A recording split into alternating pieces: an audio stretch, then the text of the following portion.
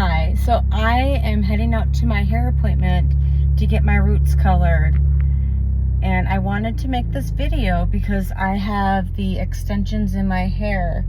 So if anybody's wondering how to color your gray hair with wefts in, so I have my hair extensions in. They've been in since, I've had them in for about 4 days now, but I booked my coloring a couple months ago because I've had gray hair. It's hereditary. If you have gray hair early, just know that that's hereditary.